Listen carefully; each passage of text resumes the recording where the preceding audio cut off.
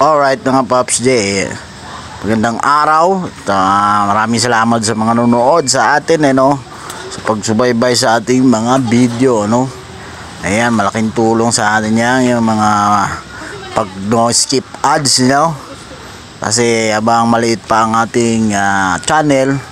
Maraming salamat sa inyo. So walang sawang pagsuporta kahit ilan pa lang tayo mga nanonood. Pero malay natin, diba? Dadami din tayo. So papakita ko lang sa inyo ngayon na bira lang dito sa Maynila ang nakakagawa ng mga ganitong bagay, kasi makapag tanim-tanim, diba? Dito po ito sa Maynila, sa Caloocan lang yan, meron akong ginagawa dyan na taniman, taniman na tataniman ko lang. May tubo, aray, nasakitan. Ayan, meron tayo dyang itatanim. May punla na tayo ng mga sili dyan, siling labuyo, tsaka yung bell pepper nandyan, mga nakapunla na. So ililipat na lang natin siya. So ito muna yung lilipatan natin, tapos susunod gagawa tayo ng isang plot uli na na taniman, para yan marami tayong matanim. Pwede tayo dito sa inaapakan ko na to, pwede nating taniman ulit to, isang pahaba ulit. So ito muna, habang singit-singit lang sa buhay ang pagtatanim natin. So habang may maliit na espasyo, pwede nating taniman yan. Balang araw makaharvest din tayo dyan. Yung tanim nga namin dyan na kangkong, nasa batya lang, pero nakakapagsahog na yan. So ayun naman mga paps, meron din tayo dito. Ito yung sinasabi ko na bihira lang nakakagawa dito sa Maynila ng ganito. Meron tayong lutuan na kahoy. Ayan, gatong tayo. So malaking tipid po yan, yung paggagatong natin dito sa Maynila. Bihira lang yan kasi dikit-dikit nga ang bahay. Dito sa pwesto ko medyo may pwesto pa na pwede siyang paglutuan ng di kahoy. So ngayon nga mga paps, hindi ko na alam kung magkano na yung gas, kasi matagal-tagal na akong nagkakahoy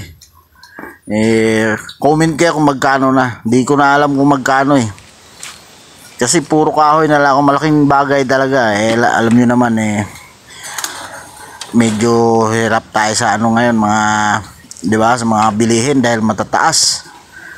So ito, malaking bagay yung kahoy. Kita na yung pet ko yata. Ayan. Oh, yan.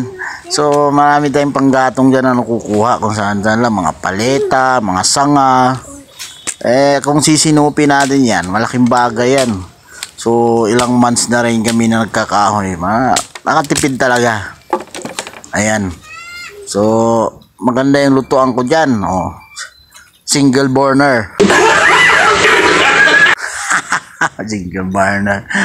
Pero napakaganda talaga. Napakatipid talaga. Dahil napakataas daw ng gas ngayon. Ayan ang balita ko So tiyaga lang naman Masarap pa ang kanin dyan mga kapaps. Pagka yan napain-in mo ng talagang sa kahoy lang, iba ang luto sa kahoy. Ayan, sa mga probinsyano, alam niyo yan mga paps. Ganyan talaga ang pagkain. So ang balak ko rin i-invest dito, ang bibilhin paps yung ang tawag, kulon tawag sa amin yung clay na lutuan, pampaksiw. Ano nga tawag nun? Anong tawag nun yung yung parang clay na lutuan? Sarap yun sa mga paksiw yung mga parang paso na nakalimutan ko na nasa isip ko lang, kaya lang walang isip. Angay.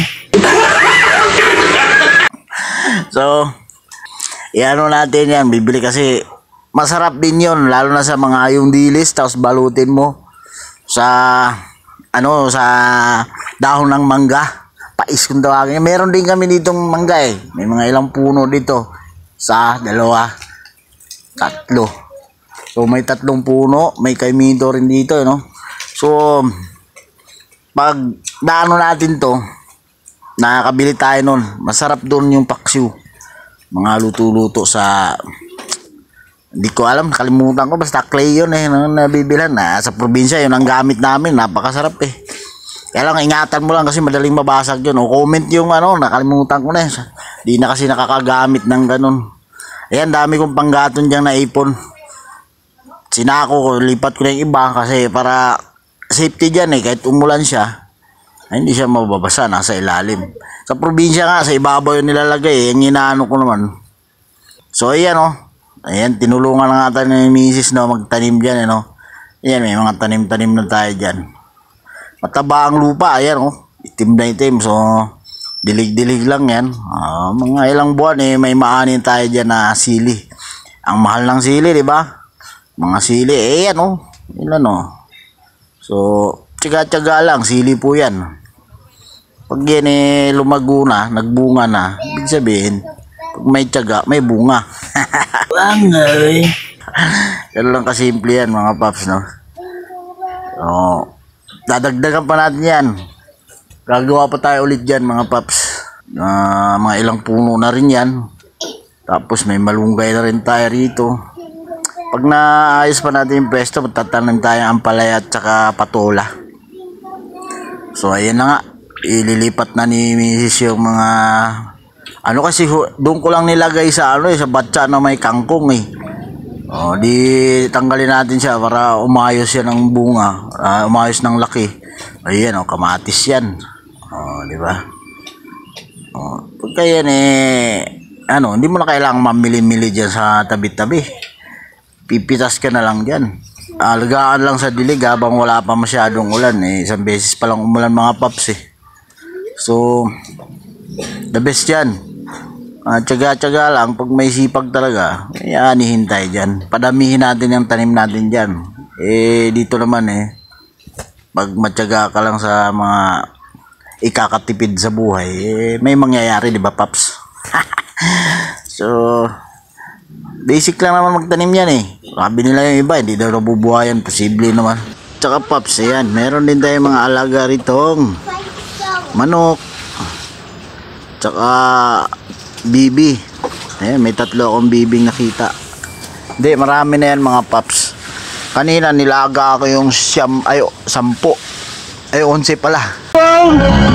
Barinig kita sa mukha Onsing itlog doon sa isa kasi nilipat ko siya ng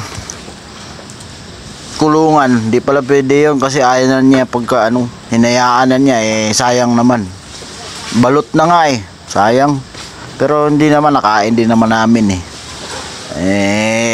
ayaw niyang limliman baka mabugok So ayan, lagyan ko sila dyan ng paliguan para maligo sila.